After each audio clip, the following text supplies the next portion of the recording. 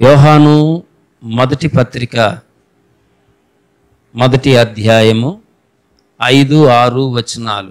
దేవుడు వెలుగు అని వాక్యము ఎంత స్పష్టంగా తెలియచేస్తుందో, ఆయన మనల్ని వెలుగులోకి పిలిచాడు అని అదే వాక్యము సెలవిస్తోంది.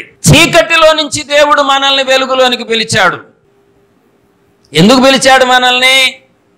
ఆయన గుణాతిశయములు మనలో ప్రచురము అవ్వాలని.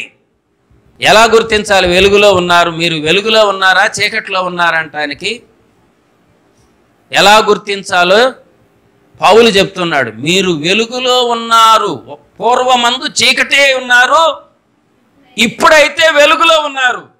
వెలుగు ఫలాలు ఏవంటే సమస్త విధములైన మంచితనము, నీతి, సత్యము. ఈ 3 ఉంటే మీరు వెలుగులో ఉన్నట్టు.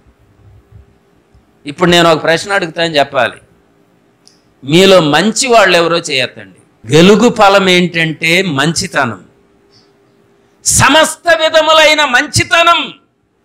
నువ్వు నిజమైన వెలుగులో ఉంటే, నువ్వు చీకటిలో నుంచి వెలుగులోనికి వస్తే నీలో మంచితనం ఉండిద్దండి. మనం ప్రార్థన చేస్తాం బాగా, కానీ మంచివాళ్ళం కాదు. ఎవరు మెచ్చుకోరు మనల్ని. ఎందుకు తెలుసా? పిల్లికి భిక్షం పెట్టం.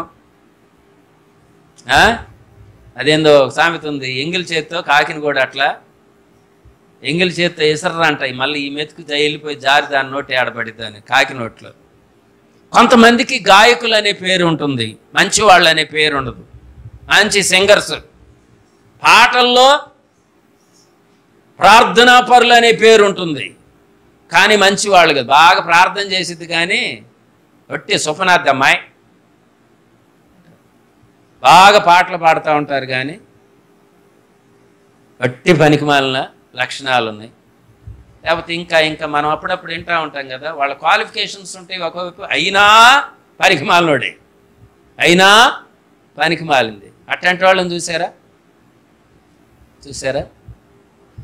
యోహాను ఈ తేడాని ఎందుకు చెప్తున్నాడు తెలుసా? దేవునిలో ఎంత మాత్రము చీకటి లేదు, మరి వెలుగై ఉన్న మీలో ఎక్కడో ఒక చోట ఇంత చీకటి ఉందండి, చోటు చేసుకొని ఉంది. ప్రతి విశ్వాసిలో ఉంది, ప్రతి దేవుని బిడ్డ అని చెప్పుకునే వారిలో ఉంది.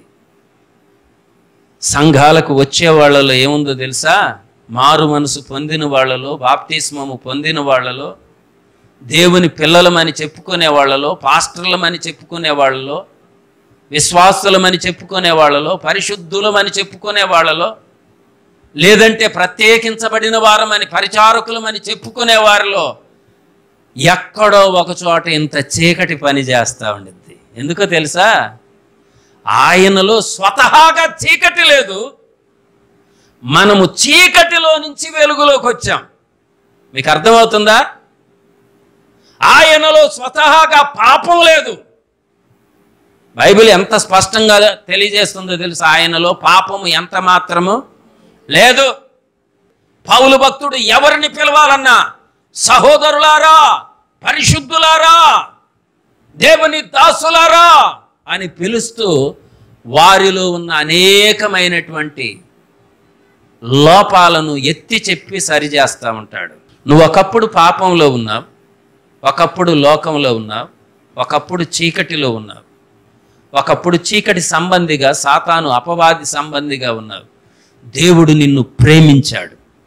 ఆయనలో ఉన్నటువంటి శుభగుణ లక్షణాలన్నీ నీ ద్వారా ఈ లోకానికి ప్రచురము చేయాలని దేవుడు ఇష్టపడ్డాడు. అయితే ఎక్కడో చీకటి మచ్చ ఒకటి కనబడుతూనే ఉంటుంది. ఎందుకంటే జన్మతః వచ్చిన మనం పాపంలో నుంచి వచ్చాక బైబిల్ చెప్తుంది, ప్రాచీన పురుషుడు, పాత పాప పురుషుడు, వాడు అప్పుడప్పుడు మనల్ని వెంబడిస్తూ ఉంటాడు. పాపం ప్రతి మనిషిని వెంబడించిద్దండి.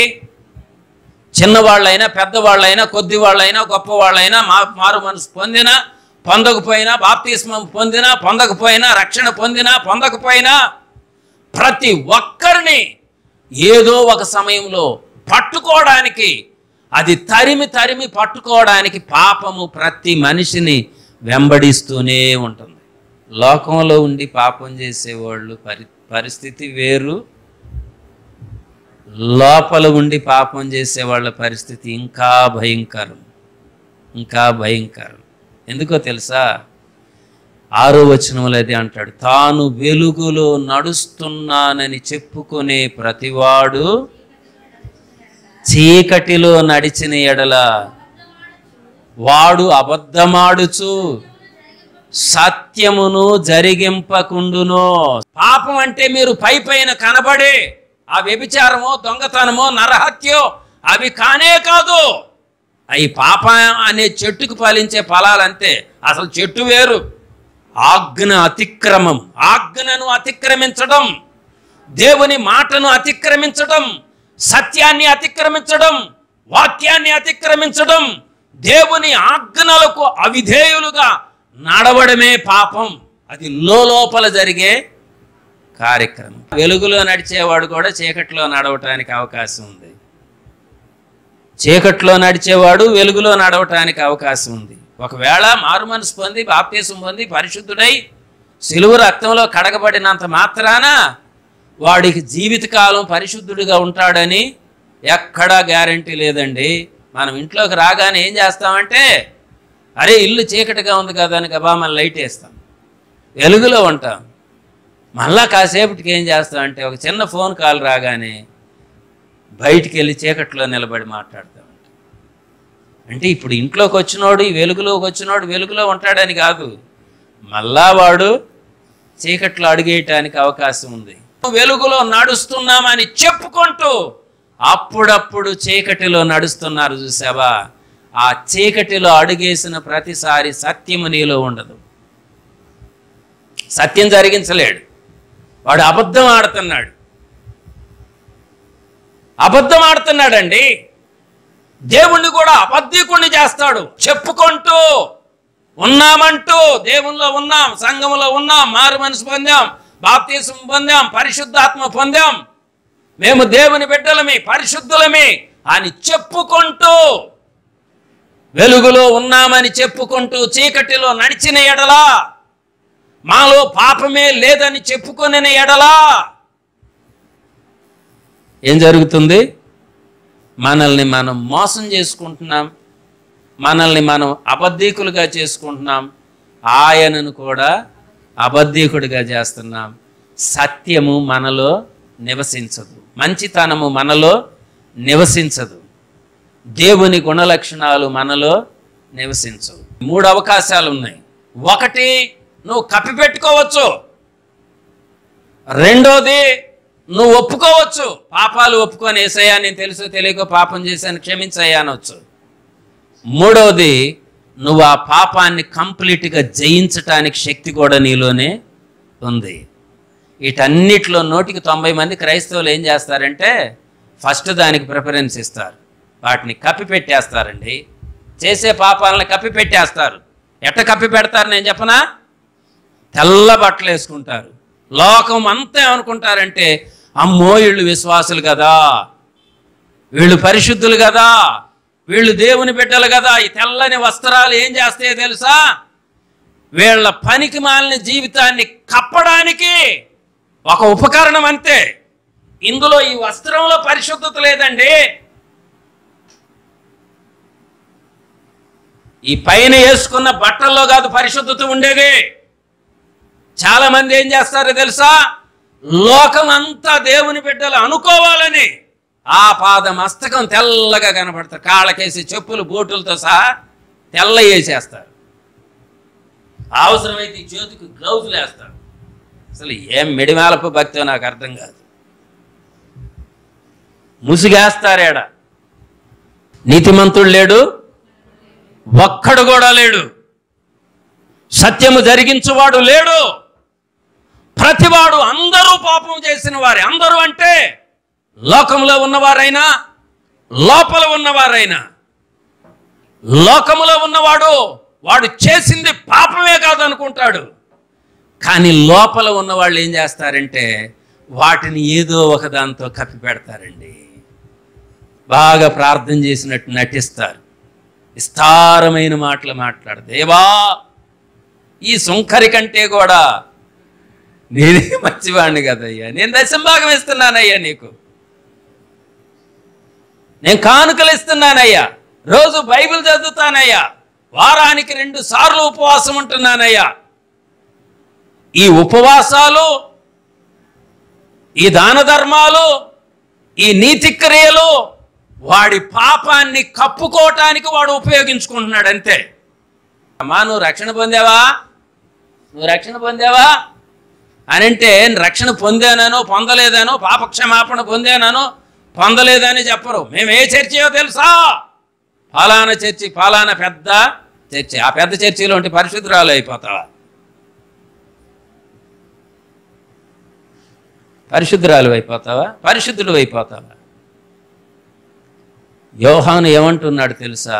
తాను వెలుగులో నడుస్తున్నానని చెప్పుకునే ప్రతివాడు చీకటిలో నడిచిన ఎడల వాడిలో సత్యము జరగదు. తనలో పాపము లేదని చెప్పుకునే వాడిలో వాడిని వాడే మోసం చేసుకుంటూ వాడిని వాడే అబద్ధీకుడిగా చేసుకుంటున్నాడు. అమ్మో, పెద్ద ఆయన వచ్చాడు, పాస్టర్ గారు వచ్చాడు, రెవరెండ్ గారు వచ్చాడు, ఆయన డీన్ గారు వచ్చారు, డేకన్ గారు వచ్చారు, అక్క వచ్చింది, అక్క, అన్న వచ్చాడు, అన్నా. ఇవన్నీ ఏంటివో తెలుసా? లోపల వాటిని కప్పిపెట్టుకున్నాయి. నువ్వు వెలుగులో ఉన్నావు అనటానికి ఒకే ఒక్క రుజువు ఏంటంటే, సమస్త విధములైన మంచితనము నీలో కనబడాలి. నువ్వు ఎంత మంచితనాన్ని ప్రదర్శిస్తున్నావు? అసలు నీలో మంచి నివసిస్తుందా? నీలో సత్యము నివసిస్తుందా? నీలో నీతి నివసిస్తుందా? వెలుగు అంటే ఏంటో తెలుసా? నీలో ఉండే మంచి క్రియలు. అసలు నీలో ఎన్ని మంచి క్రియలు ఉన్నాయి? సమస్త విధములైన మంచితనం, నీతి, యథార్థత నీలో కనబడుతూ ఉన్నాయంటే నువ్వు వెలుగులో ఉన్నావని అర్థం. నీ పాపాలు కప్పుకుంటున్నావో, ఒప్పుకుంటున్నావో, లేదంటే వాటిని అలాగే అట్టి పెట్టుకుంటున్నావో నీకే తెలియాలి. యోహాన్ అంటాడు, ఆయన వెలుగు, ఆయనలో చీకటి కొంచెం కూడా లేదు. నిన్ను చీకటిలో నుంచి వెలుగులోకి పిలిచాడు కాబట్టి ఆయన గుణలక్షణాలు గనక, ఆయన మంచితనాన్ని, ఆయన నీతిని, ఆయన సత్యాన్ని, ఆయనలో ఉన్న గుణలక్షణాలన్నిటినీ అలవర్చుకోగలిగితే నువ్వే ఇంకొకరికి వెలుగుగా ఉంటావు. అమ్మా, నా కోసం ప్రార్థన చేయమ్మా అని నీ భర్త అడుగుతాడు ఏదో ఒకరోజు. నా కోసం ప్రార్థన చేయమని నీ అత్త అడుగుతుంది. నీ మంచితనానికి నిలవలేక, నేను ఇంత హింసించినా, ఇంత శోధించినా నన్ను ఒక్క మాట కూడా తూలి మాట్లాడలేదంటే నిజంగా దేవుని బిడ్డే అని గ్రహిస్తారండి. నీ సత్ప్రవర్తన, నీ యథార్థత, ప్రభు అదే అన్నాడు, మీ సత్క్రియలను అన్య జనుల ఎదుట ప్రకాశింపనివ్వండి. మచ్చలేని వెలుగుతో నడవటానికి పరిశుద్ధాత్మ సహాయం తీసుకోవాలి. అందుకే పరిశుద్ధాత్మ దేవుడు మనకు అవసరం. మారు మనసు పొంది బాప్తిస్మము పొందిన వారు పరిశుద్ధాత్మ దేవుణ్ణి గనక సహాయం తీసుకోగలిగితే ఆయన వెలుగులో ఉన్న ప్రకారం మనము కూడా ఆయన వెలుగులో నడుస్తాం.